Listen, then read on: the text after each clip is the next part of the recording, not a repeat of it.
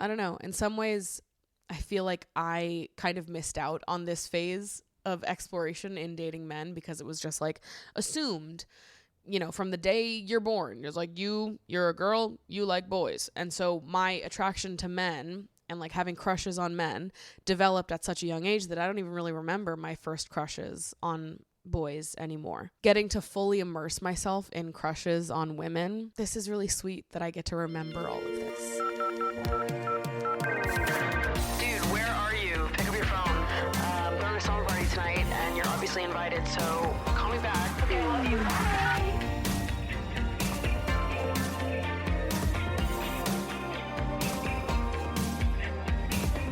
Sometimes it feels crazy that my middle school selected screen name is going to follow me forever.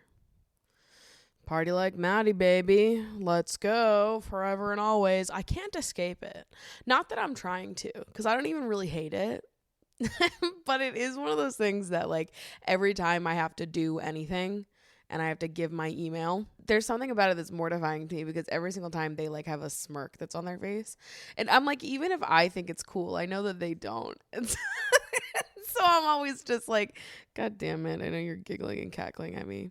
I understand that like I am and always will be Party Like Maddie. But it's like now that screen names are obsolete and nobody knows people by their, I don't know, made up ats, it's like, it's even more humiliating because it's like, it feels like a dated concept to be like, oh, this is Party Like Maddie. It's a thing. I promise. I didn't just like make my email that. They're like, you really like partying? I'm like, well, no, it's not like that. It was more like a vibe. It was more like just a general aura and energy. And anyways, now it's with me forever. No, I'm just here. I actually don't hate it. I'm not hating. Okay? I actually thought that 13-year-old me ate that the fuck up. I thought it was a great screen name. But it is just funny that a decision I made when I was 13 is now a part of my life forever. Anyways, what's up, you guys? Welcome back to Emotionally Online, the weekly summer party for spilling guts and sharing secrets, hosted by yours truly, the one and only Party Like Maddie. Let's run it back. Everyone just start referring to me as Party Like Maddie again. And real ones, remember, Party Like Mondays. When I was like in high school and college, I used to have like a posting day on YouTube every Monday. It was every Party Like Monday. Everyone tweet the video, hashtag Party Like Monday. God, those are the days, you guys. What a life we have lived on the internet. I have not been on here, haven't talked to you guys since Spotify Wrapped came out. And I am pleased to announce that my predictions were pretty good, all things considered. My predictions, as a recap. Okay, let's talk about songs first. My song predictions that I did was I thought that my top 5 were going to be Von Dutch, Cowboy Gangster Politician, The Guess Remix, Lunch, and Uncle Ace. Of those 5, I got 3 correct, which is pretty damn good. I felt good about that. And I will say the songs that did end up being in my top 5, I still said out loud during my deliberations. So, of course, I knew Von Dutch was going to be my most listened to. Got that correct. Cowboy Gangster Politician was my number 2 most listened to. Again, like I said, February was quite the month for me. I don't think I listened to anything other than Cowboy Gangster Politician during the month of February. Lunch, I got correct because I am a bisexual. And when Billy released Lunch, I was all over that. My Lunch was actually my number 5. Number 3 was the Von Dutch remix. Because I really, at the end of the day, I am a Von Dutch head. And like a Von Dutcher, a Von Dutch truther, whatever you want to call it, I am it. And it made total sense that the Von Dutch remix was on there. The fact that Addison Rae was in my Spotify Wrapped is like kind of crazy. But I'm also an Addison Rae truther. So you know what? It all checks out. And my number 4 most popular song of the year for me was Disease, which is crazy because that song just fucking came out and it somehow has surpassed every other song that I listened to throughout the entire year. But listen, that's the little monster in me, babes, okay? Gaga releases pop music, and I commit. I'm locked the fuck in. We're streaming on repeat. This is just what it needs to be. I need to have the lyrics burned into my brain, within 20 minutes of the song being released. I need to be with it. I need to be on top of it so that way I can enjoy to the fullest extent. And we really did. We really, truly did, to the point where it ended up on my Spotify Wrapped. So 3 out of 5 predictions were correct, but I did say these other ones out loud as guests. The ones that I was wrong about were the Guest Remix and Uncle Ace. Uncle Ace was my number 6 most listened to. So it was right there. I was so close. And Guess was top 10 as well, I believe. For artist predictions, I said that I thought it was going to be Charlie XCX, Lady Gaga, Carol Addis, Billie Eilish, and The Beaches. And I got 4 out of 5 correct here. And to be honest, I feel suspicious of the 5th one. My top artists were Charlie XCX, Lady Gaga, Carol Addis, Billie Eilish, and Sabrina Carpenter. Which, maybe. I'm not saying no. Like, maybe. I liked Espresso when it first came out. I listened to it a lot. But to be so honest with you, I didn't like her album. So I was like, really? Like, is that just off of Espresso? Because, I also liked Taste a lot. It was Espresso and Taste that I really liked. Please, Please, Please. I definitely listened to quite a bit, but it wasn't my favorite. And then the album came out, and I'll be honest, most of the songs I don't really like. I'm sorry to all the Sabrina Carpenter fans out there. It just wasn't really for me. I don't know. I just didn't like the album as like a collection of songs. Some of them were great. Others I was blah about. But my confusion of the album more came from like why they all fit together as a collection of songs. It just like didn't make sense to me. There was no cohesive vibe, in my opinion, to the music. So I didn't really like it as much. Good Graces, I literally fucking hate that song. It like is so, it's one of those pop songs that's like so catchy and I get annoyed that it's stuck in my head. Okay, shutting the fuck up about this, because all in all I do like Sabrina Carpenter and it like makes sense because I loved Espresso and Taste. So like fine, she's in the top artist even though I'm a little shocked about it. Whatever. Speaking of annoying fucking songs though, like top 5 most annoying songs of all fucking time, a new one has bust into the list for me. On my list before was like Cheerleader, that fucking song. That is probably number 1 most annoying song of all time to me. It is terrible. It is nails on a fucking chalkboard. Every time I hear it, rage pulses through my body. I can't fucking stand it. That song. Then the other one, Rude. Can I have you done it for the rest of my life? Say yes, cause I need to know. I fucking hate that song. Terrible. So bad. Nails on a chalkboard. Cheerleader. Oh, I think that about myself a cheerleader. That dumb fucking song and Rude were out at like the same time. That summer was a diabolical summer. I want to say it was the same summer that All About That Bass was out, which I also fucking hate that song. It was 2014 was a terrible time for music. I think that is when it came out. It's 2014, 2015. That era when I was graduating high school. Foul. Absolutely fucking foul. Nothing good happened those years. Like literally nothing at all. My take has always been that 2012 to like 2016, those years in between was a dead spot for culture. Like we flopped so hard. 2013, 2014, 2015. 2012 was great. 2016 was great. Those 3 years in the middle, full of flops, head to toe. Except for art pop. That was the one slay of those years. Art pop was the only thing that carried me through that time. Foul. But a new song has made it to this list of songs that are nails on a fucking chalkboard to me. And it's that godforsaken ah-pa-ta-pa-ta song. Who's responsible for this? Who wrote that song? Who put that arrangement together? Who the fuck is responsible for that? Because it's fucking terrible. And I actually am mad at any of you that like it. If any of you have listened to this and thought, oh, this is so good, let me put it on my playlist, I'm beefing with you now. Because what the fuck do you mean? What the fuck do you mean? And why is this song so popular? It sucks. It sucks. I hate it so much. Like, I feel passionately against this song. It is so bad. And the fact that, like, someone out there is like, this is my favorite song of the year. Appa-ta-pa-ta, or whatever the fuck. I hate it. It actually makes me so mad. So mad. Okay? I'd rather listen to fucking Jules and Drugs. And that's saying a lot, okay? Because Our Pop is a perfect album, but what the fuck was that? You know?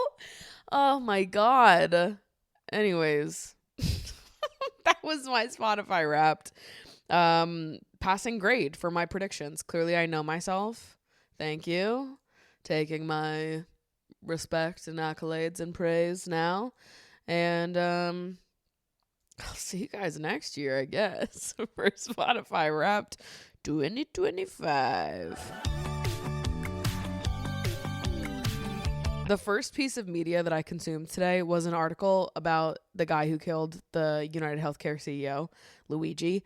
An article about him and how he used to be a part of an Among Us group, right? He used to play this strange internet mafia killing game called Among Us, and it was all written in the stars.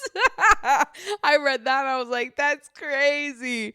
Yeah, all because he was like a part of some fucking group of boys that like to play video games, and they're fucking interviewing one of the guys that used to play in his Discord server. That's crazy. That is so crazy.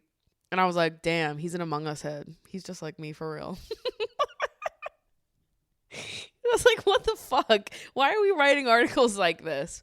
He used to play Among Us. I'm like, do you even know what Among Us is? And I do prefer to say it like Among Us.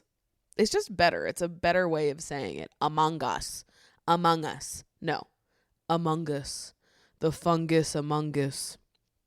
Anyways, that was really, truly funny to me. It is bizarre to me to see, like, as I'm recording this, he just got identified like less than 48 hours ago. And so it's been a whirlwind online, seeing all these like photos and like, you know, screenshots from his Spotify, Letterboxd, all this stuff come forward, and people are making all these jokes, yada yada. I know you've seen it.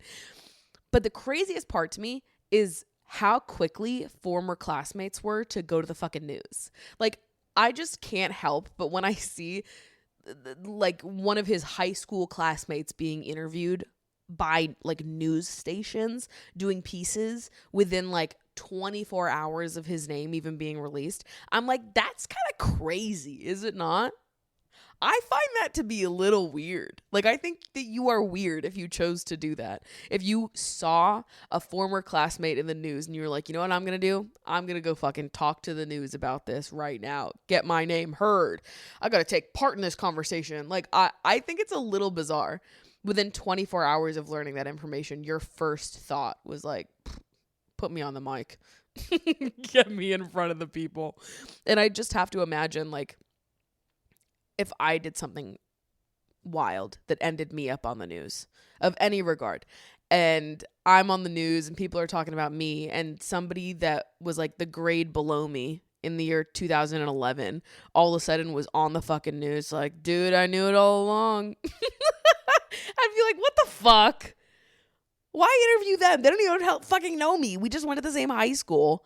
We might have had 1 or 2 classes together, but like, what? What do you mean you didn't interview talking about me? I'd be like, that's bizarre. That is really weird. That is really weird that your gut instinct when seeing this was to be like, now's my time to shine. Get me on the news. But people really do that. And I just think it's so weird. It's so weird. I can't get over this. And this is a totally separate thought, but sort of connected to this whole idea of like ex-classmates coming forward and being like, and I knew them once. But I saw somebody, you know those Facebook groups where it's like, are we dating the same man? I'm not a part of any groups like that because, to be honest with you, I think they're kind of stupid. I think the intended purpose of those kind of groups is good. I think it has good intentions. I just don't think that in practice it actually does the things that it's claiming to do. And here's one of the reasons why I don't think it does. But obviously these Facebook groups exist, like the Are We Dating the Same Guy Facebook groups, so that people can try to vet the guys that they're going on dates with for personal safety reasons, and also to try to like catch men who are serial cheaters, which is good and helpful, right? Because you don't want to date an asshole, someone that's abusive, a cheater, whatever. These things have like, their intention is well-meaning, but I just think that in practice, in execution, I think that so rarely is the outcome of groups like this. And I think more often than not, it's just like an invasion of privacy and a way for people that don't actually know these people to chime in and say things. I bring this up because one time, one of my friends who's in these groups sent me a screenshot because somebody that we mutually knew was posted in this group. And then underneath the photo, we saw someone we went to high school with, like really co-signing him. But they made clear in their like initial comment that they were like, oh yeah, he was the year below me in school. He seems really nice. Awesome. And it's like, we graduated high school a fucking decade ago, and you're vouching hardcore for this dude that you do not know in the present day, or even back then either. You just happen to go to the same high school, and you're going to go in this group with the intended purpose of like vetting these men and vouching for them, and you're gonna vouch for someone you barely fucking know. I'm like, he could be a loser for all you know. I don't know him, you don't know him. Like, we know of him, we went to the same high school, we graduated together, but like, that was the extent of how much you knew him. So what are you doing? Like, I found it so embarrassing. I was like, you wouldn't catch me dead in one of those groups, like being, oh my god, we went to high school together, seemed cool. Like, you wouldn't catch me there. I don't live there. I wouldn't defend nobody. I wouldn't vouch for nobody. I wouldn't recommend any of you people. I don't know you. I just don't know you. And I would hope you wouldn't recommend me either, because you don't know me. You know, there's just something about people stepping in to be the point person for discussion about high school classmates like a decade later that is so bizarre to me. Because I'm like, do you really know? Or did you just like sit next to them in math class in 2012 for one semester? And now you're like, and I should be on the news now. And I should be the savior in this Facebook group, when I could very well be giving bad advice right now because I don't fucking know them. You know? It just seems crazy. Anyways, Godspeed to all the people out there who play Among Us. Because that's really what it comes down to here, people. Okay? Get out there and go play a round of Among Us today. For me. And for those who cannot play Among Us anymore. Because they are going to prison. In other news, voting for the Lovergirls Awards, the inaugural 2024 Lovergirls Awards, is now live. I took a look through all of your nominations for the categories. I pulled the most common answers. Now we have voting available for your pleasure. If you want to make your voice heard, it is a quick multiple choice survey where you get to choose the winners of this year's Lovergirls Awards. It's going to be huge. It's going to be major. It's simply never been done before. And we will get to the bottom of where the best place to cry is. We will get to the bottom of the best release for yearning in 2024. We will get to the bottom of the most crushed on actor of the year. We will get to the bottom of the horniest movie. Okay? These are things that we will get to definitive answers on. So please make your voice fucking heard, because this is your last opportunity for it. And now after this, you're never going to have another chance to have an opinion ever again. So lock in. So lock in and get those votes in, because I am going to tally them up next Friday, and then the following Friday, which will be episode 99, and my final episode of the year will be the Lovergirls Awards, which means that my first episode of 2025 is going to be episode 100, which is kind of crazy, cuckoo bonks, that we've been doing it for this long. But that's what happens when you're just a fucking beast. I want to start bringing back 2012 slang and words that we used to say back then. I've been saying that I wanted to bring back saying 2K. Like, we used to also or die at the end of every sentence. Those are the two things I wanted to be bringing back, because I feel like back then we used to caption all of our photos like 2K12 gang or die. You know, or it was like when you did like a theater show and you'd be like Grease 2K11 or die, and I'm like, that was awesome. Why did we stop doing that? I get that it reached a point where it just didn't sound as good. Like 2K10 was crazy, 2K11, 2K12. These all sounded awesome. And then we got to the teens and it was like, it just doesn't sound as good. 2K14, 2K13, 2K15, like, oh, it just fell off so hard. 2K15 sounds awful. But I feel like we can start bringing it back now. 2K24, 2K25. I'm in it completely. And also, I like the upping of the stakes by adding or die at the end of everything. It also makes it seem like so much more like a exclusive club, you know? Lover Girls Worldwide 2K24 or die. Like, yeah. No, we're committed. We've locked in here. It's like, I don't know. It just feels like a promise to me, or die. The state of New Hampshire really knows how to do it, because their state motto is live free or die. And it's like, period. You know? And I just feel like for a while we had adopted that way of speaking into our daily life and Instagram captions. And I think we should run it back.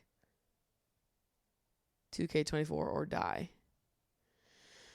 Anyways.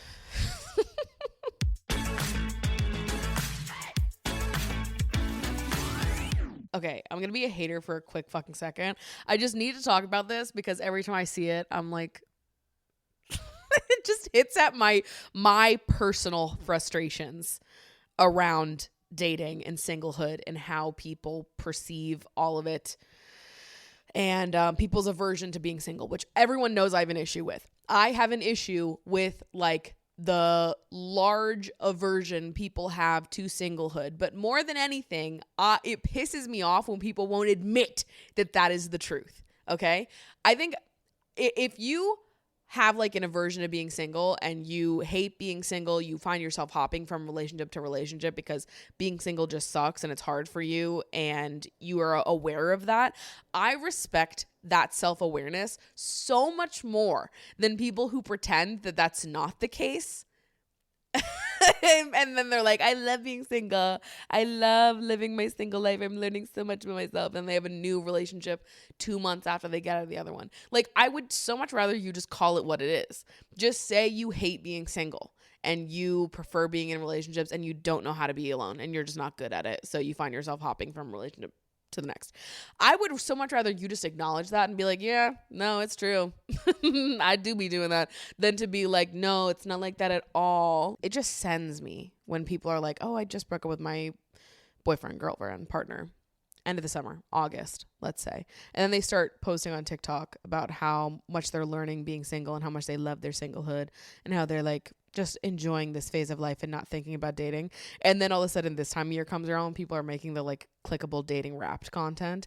And somebody's like, okay, so I've been dating from September to December and I've been on 32 dates. And I'm like, what do you mean? I thought that you were living your single fantasy. And now you tell me you've been on 32 dates?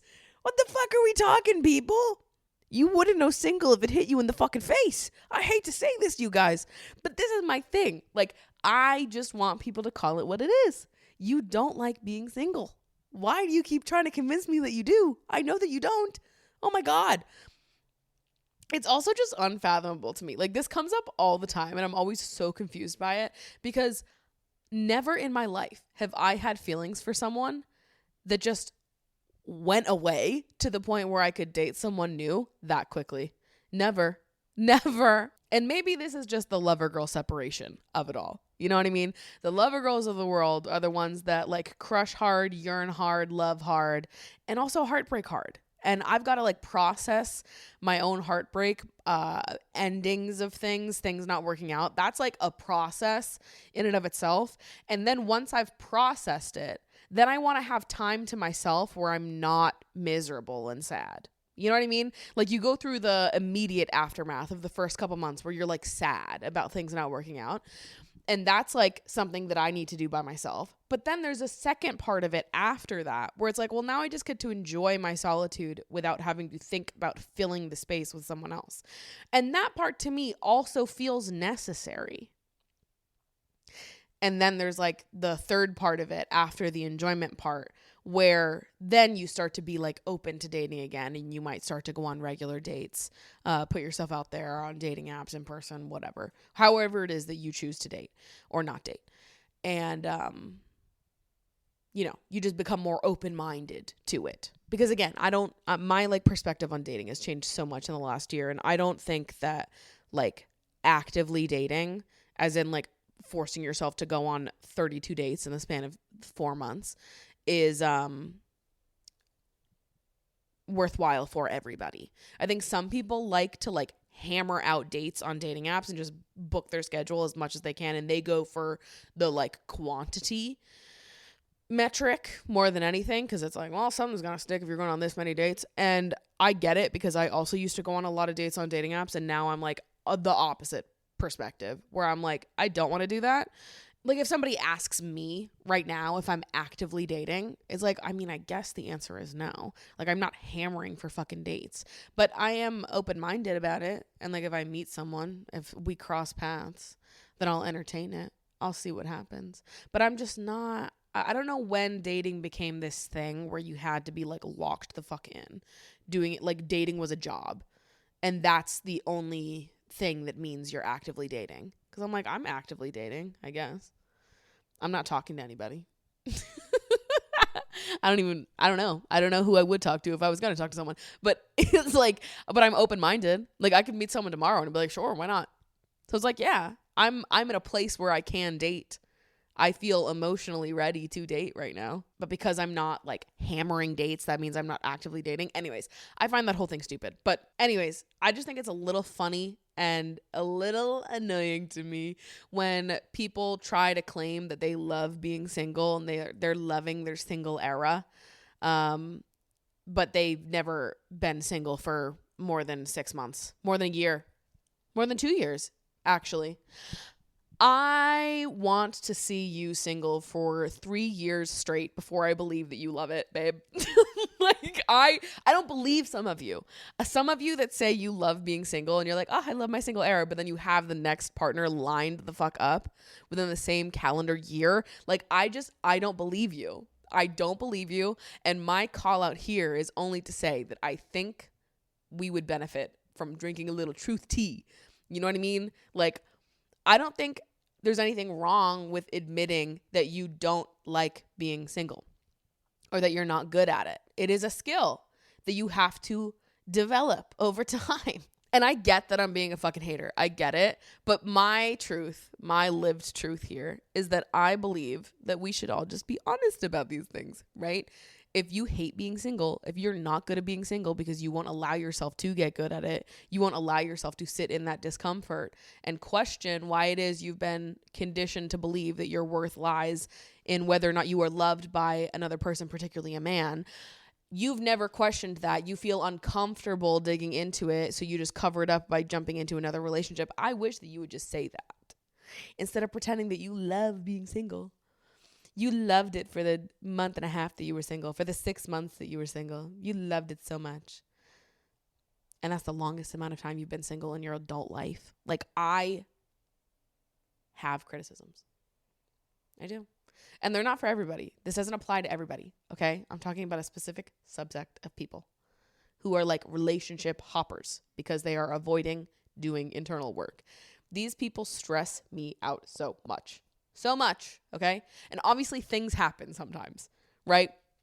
Sometimes you mourn or process the end of a relationship while you're still in the relationship, and you can be like totally ready to move on, and that's fine. And some people have met who they wanted to be with forever, super young, so they've never been single in their adult life because they've always been in this one relationship. That's fine, and it's different. That's not what I'm talking about. I'm talking about people who are chronic relationship hoppers that love to try to convince people that they love being single during the month and a half in between each relationship. You are lying. And I'm done with this, okay? I'm like, I just think that people who are committed to doing the internal work and doing it alone and really indulging themselves in being single and exploring themselves as an individual without a partner, I believe that the people that have committed to doing that exploration deserve to have their flowers, okay, babe? And you didn't do it. So stop saying you're one of us. Because it actually, I'm like, no, but you don't get it. You were saying, oh, I cannot stand it. I cannot stand. I'm like, these people who were single for 6 months don't know a damn thing about being single forever. Okay. You wouldn't know a damn thing about this journey if it hit you in the face. And I would just love if you said that. If you said, I don't know a damn thing about that. Because I'd be like, true. Anyways, that's my hater ass reflection for the day. Rooted in truth, though. Rooted in truth, and that's why it hits. And that's why some of you are big mad right now. No, I'm kidding. Only lover girls listen to this podcast. You trying to tell me that you bitches, you listeners of this podcast, were able to move on from someone quickly? Yeah, right.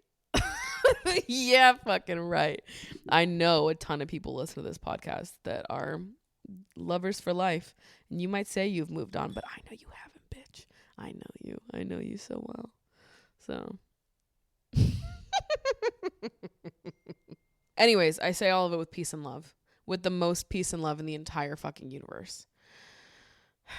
I just think some of you need to stop pretending that you understand the joys of singlehood when you don't. Okay? Leave it to the professionals.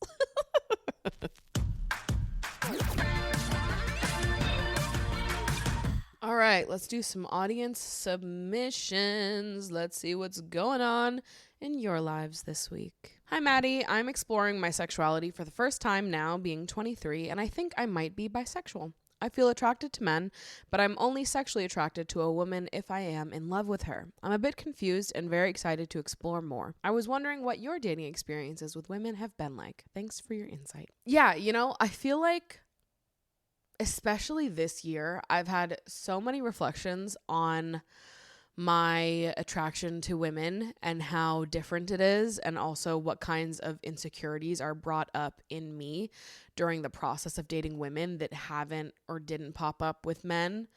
Or maybe they did pop up with men, but in a different way. And I feel like I've worked through those insecurities in relationship to men, but not in relationship to women. And it's kind of a beautiful thing to just discover more about yourself and to naturally run into more obstacles in the process. But I kind of just love that I'm changing and that I'm discovering more of how I feel and discovering how I want to show up in queer relationship dynamics, and also like how to put myself out there with women. I feel like I've just had more practice dating men. So I feel like I understand how to date men. I understand my relationship to men, how I feel in intimate relationships with them. And I don't yet understand all of what the dynamics of like queer romance look like for me. And maybe I discover that they're quite similar, but I feel like it's a totally different thing. I just feel like a queer relationship and a queer dynamic is so different to a straight one, and I'm still discovering like how to show up in a dynamic that feels so different and feels a lot more equal. And it's also like brought up some weird insecurities for me in relationship to my body, which this is like a very much like a work in progress thought. So take what I'm about to say with a grain of salt. But something that I've thought about a lot in relationship to dating women is like how I feel uncertain about how my size and like my visual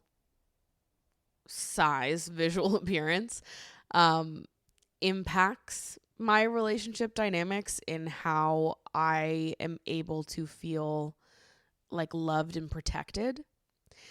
And I say this because I did used to have like similar fears with dating men, in feeling like, I don't know, that I would never feel cute or small or like sweet because of my size. But I think with men, a lot of that sort of melted away because I realized that most men are taller than me. I'm 5'3", so though I may weigh more than a lot of the men that I go out with, most of them, all of them, are taller than me just by default. Even if someone's 5'4", even a short guy is taller than me. So I feel like I've always gotten to feel like small and protected and taken care of in a very physical way because of my height in relationship to men, even though I have a larger body. And you might even be thinking, like, why do you want to feel cute and protected and like girlish? And I can't even really tell you why. I just feel like I've always wanted to feel that way. And maybe that is, I don't know if it's just a product of experiencing life in a plus size body and really like longing to feel, I don't know, just like cutesy and girlish and protected by someone.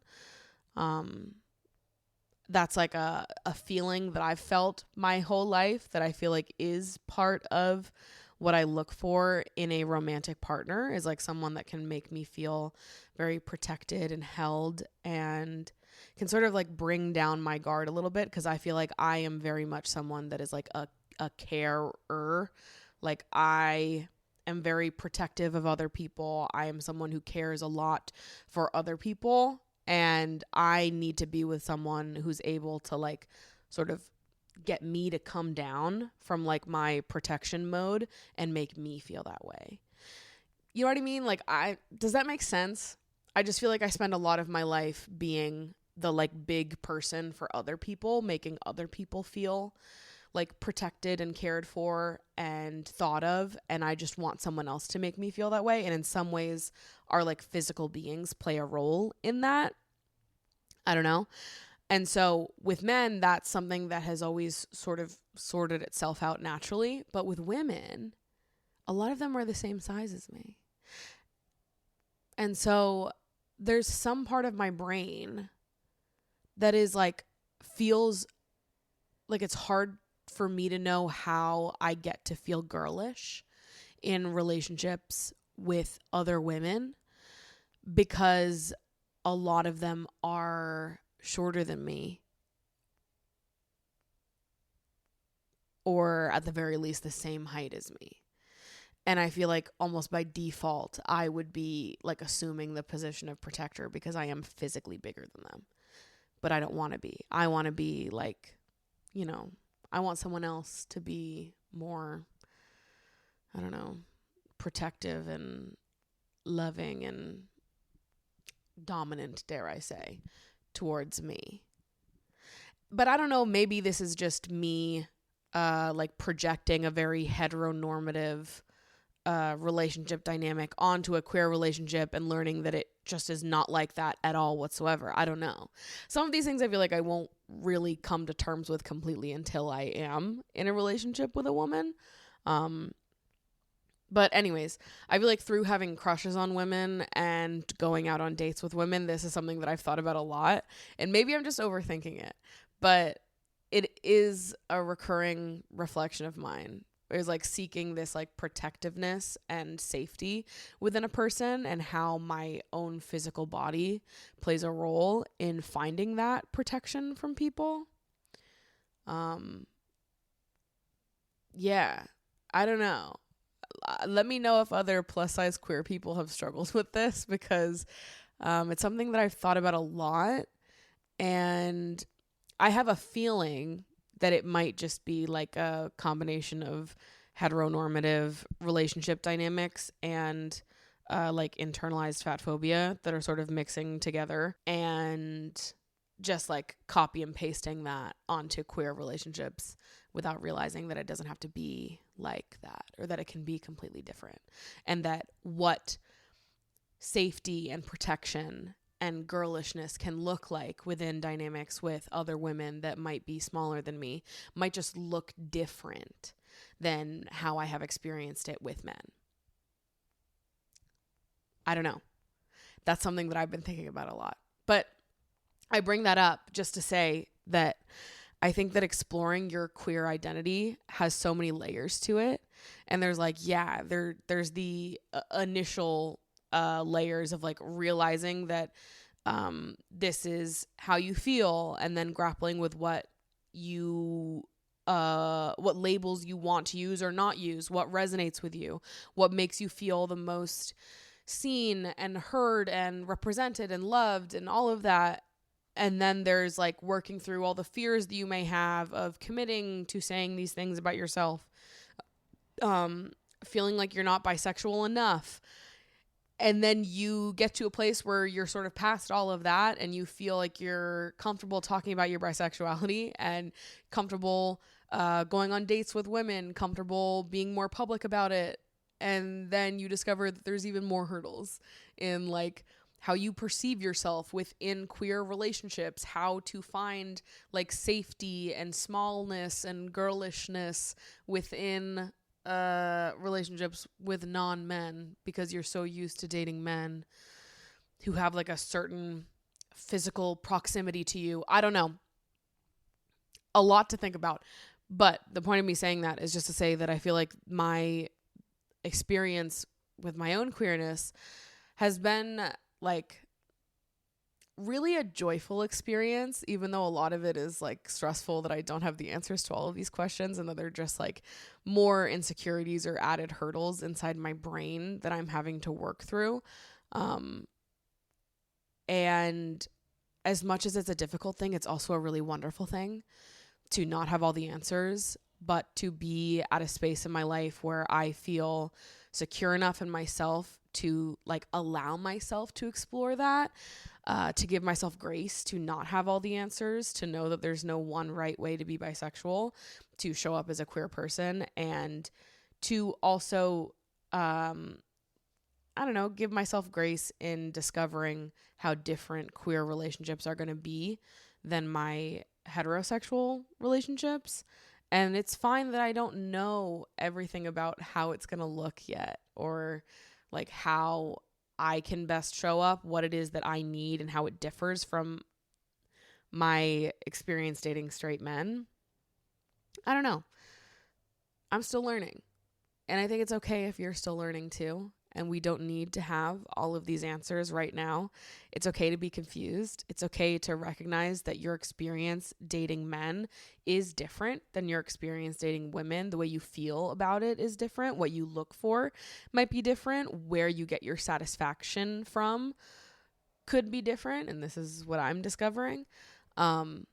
But the process of discovering those things and giving yourself the grace to move through it in a very fluid way, just accepting the exploration as it happens upon you, is a really beautiful thing. And I don't know, in some ways, I feel like I kind of missed out on this phase of exploration in dating men because it was just like assumed, you know, from the day you're born. It's like you're a girl, you like boys. And so my attraction to men and like having crushes on men developed at such a young age that I don't even really remember my first crushes on boys anymore. So it's kind of special to be an adult and get to go through the like initial phases of discovering your sexuality when you can remember all of it and get to like fully immerse yourself in these feelings. Getting to fully immerse myself in crushes on women, exploring that and being like, this is really sweet that I get to remember all of this. All of these questions, all of these, you know, moments of reckoning, they're mine, and I get to remember them and remember this journey to just becoming closer to myself. And that is really special and really awesome. And yeah, I guess for me, it's been a lot about learning how to love the journey to discovering myself and not necessarily just fixating on the final product of me, if that even exists. Hey Maddie, would love your 2 cents. I'm very similar to you in how I view friendship and have been lucky to have a small circle of close relationships in my life. One of my guy friends started dating someone a few years ago and she and I became good friends. I would consider her part of my circle. But she's more extroverted and I've never really known where I stood in terms of closeness on her end, which has been something I've never really known how to address. Recently, I got invited to her bachelorette party in a few months, and I was really excited, except I found out that of the 10 people going, I'm the only one that's not a bridesmaid. This made me really sad, and I've been trying to figure out why I care. Part of me wonders why I'm the only one that didn't get added to the bridal party, and part of me feels like a B team bachelorette filler. How do I approach her about this without it seeming like I'm ungrateful to be invited? Should I self-select out of the bachelorette? So I just want to start by saying that it's completely normal to, when you're in a group of people and 9 of these people were given a title that you weren't. I think it's only human nature to want to impulsively question why it is that you weren't given that title, and if it's like a personal thing that you need to take in a deeper way. I think it's human to like our brains immediately jump to that, or to feel a little bit like, oh, well, why wasn't I good enough to have the bridesmaid title? Whatever. That's a very human reaction. With that said, I don't necessarily believe that this has to be as personal as your like immediate reaction might take it to be. Number one, and I think this is the most important thing worth remembering here, but if they're inviting you to their bachelorette party, it's because they love you and really want you to be there. The fact that they are inviting you to their celebration, they want you to be involved in these memories, that means that they love you and they want you there in those memories, in their brain, in the photos, in this time in their life, in this celebratory moment. They want you to be present. And that is meaningful. That in itself should be an indicator to you that this friend does value you in a similar way that you value them. I think that, what discretion people use when deciding who to call a bridesmaid and who not to is different from person to person, right? Some of it might just be like, you can only have so many people standing up next to you on your special day. And as much as I would like to have, every one of my girlfriends up on stage with me because I love all of them to bits and pieces, the reality is, like, if I'm going to get married tomorrow, let's say, I'm not going to have, 20 of my closest girlfriends up standing next to me. I'm probably going to have the people that I have known the longest and that I speak to the most on a regular basis. The people that are the most intertwined in my life and in my relationship. And it's no shade to the people that are not up there with me. It's more just like, there can only be a few people that are selected, and these are the ones that make the most sense based on our like current closeness and history that we share together. That doesn't mean that I love these people more than the people that weren't selected. It just means that at this stage in our lives, this is what makes sense. This is the choice that I made. And I think I would take this opportunity as more of like a door inwards to like a self-discovery moment that you're having right now. Your gut reaction was to, not know if you should take it personally or not, because you really love this person and they are like a high value friend to you, and you feel uncertain of where you stand in their life. I feel like your gut reaction to maybe take this more personally than it is comes from the fact that you don't know where you stand or how important your friendship is to them. Now, I think we can safely say that you are a very important person in their life because you were invited to the bachelorette. So I think we can start there and you can feel good about that. But I think it is totally normal to want validation from your friends from time to time, and to also have like a real moment of clarity within your friendships. So to me, this is less about the bachelorette or the title of being a bridesmaid and more about learning that you want to be in it for the long run with this friend, that you really care about them and you want them to know that they're one of your besties, and you want to know that you're one of their besties too. And so I am a big proponent of telling your friends how you fucking feel about them. And I have honestly, like, some of my best moments in friendship with people. And I talked about this in like the last episode as well, with that moment that I shared of like Ashley and I in high school, where I like offered her feedback or criticism on something that had happened, and it was something that brought us a lot closer. And I don't know if I mentioned this part of it, but part of that conversation that I had with her in high school was like telling her that she was my best friend and that I loved her so much, and like that I was gonna be there for her in every phase of life, and that I was like locked in like that. And I remember Ashley telling me that that was a moment that was really special to her, because she always considered me her best friend, but didn't know if I considered her mine. So even though Ashley and I had been close since we were like little, having this conversation when we got older, when we both like vocally made certain to the other person how much it was that we cared, was special. And I think this is a moment that I've had in multiple friendships now that I'm older. You know, you meet someone, you become friends with them, you spend time together over the course of months, years, whatever it is. And I feel like you reach like a turning point in the friendship where you want to say more openly, like, just so you know, you mean like so much to me. Like, you've had such a profound impact on me. When I think of like who I want around during my big moments, you're also there for me.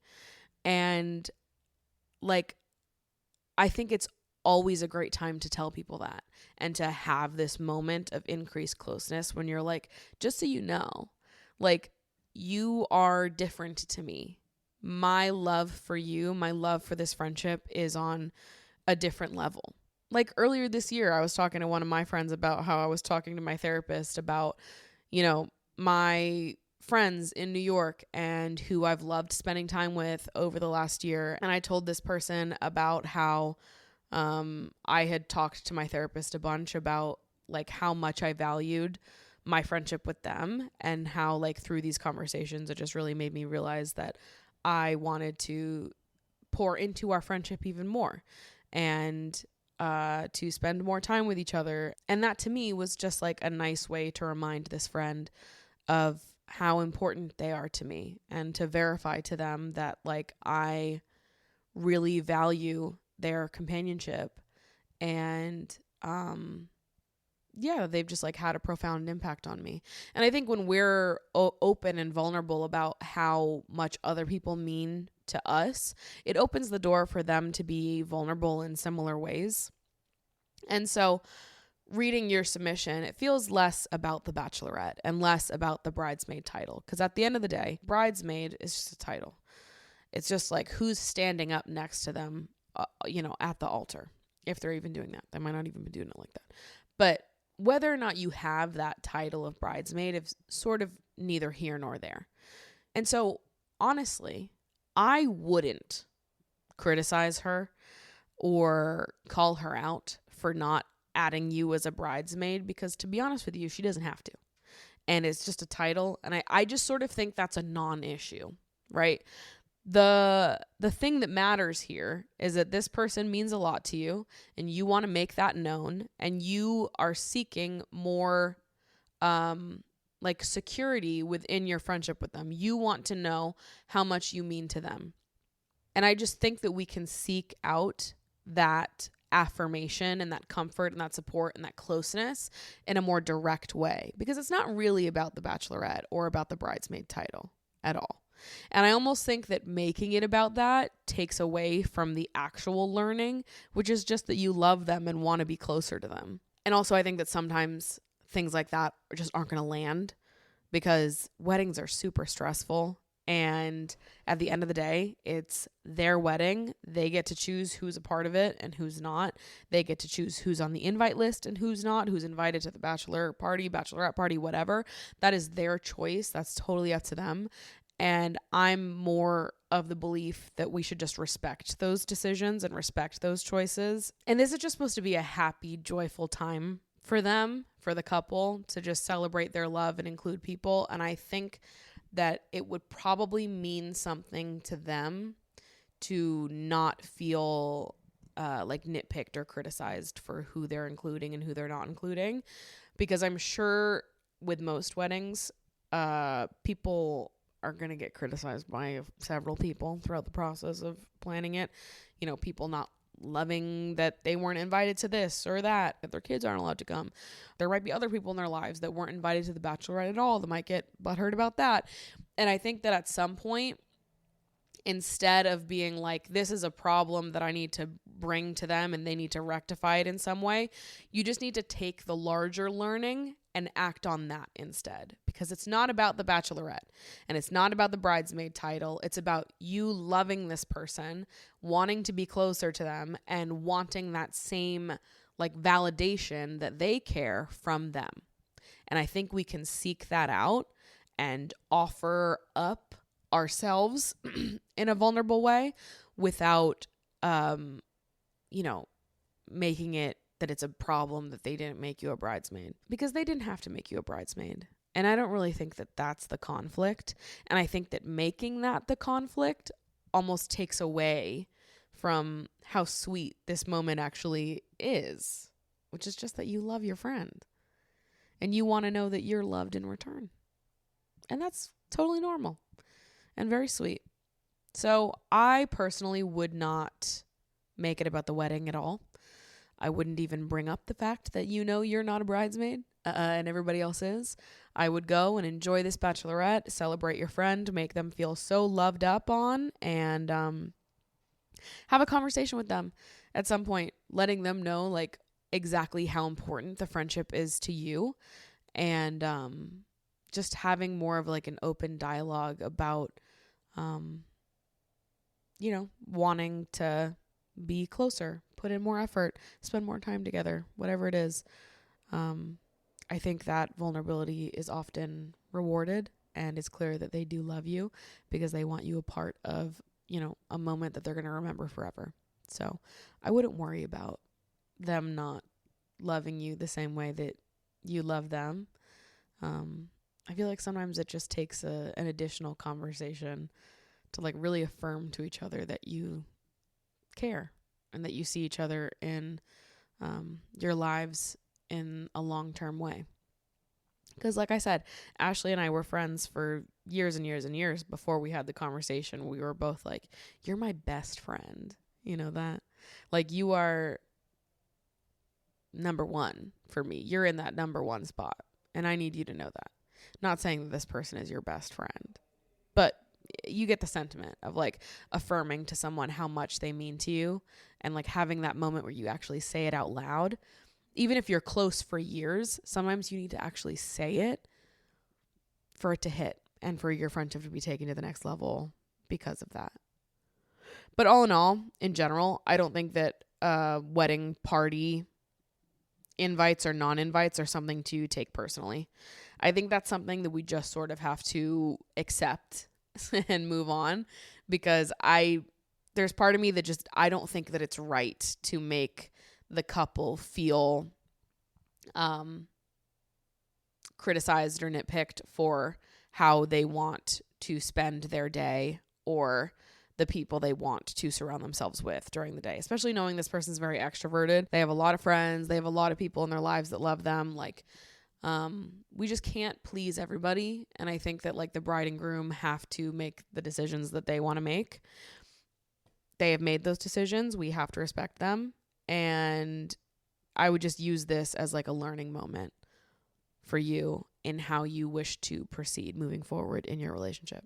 You might feel like you needed the bridesmaid title to have that like affirmation of how important your friendship was to them, but I actually don't think that you do. I think that you can get that affirmation from them in a totally different way that is more like productive and helpful to your friendship in the long term, big picture, So I wouldn't take the bridal party stuff personally. I think it's largely not personal.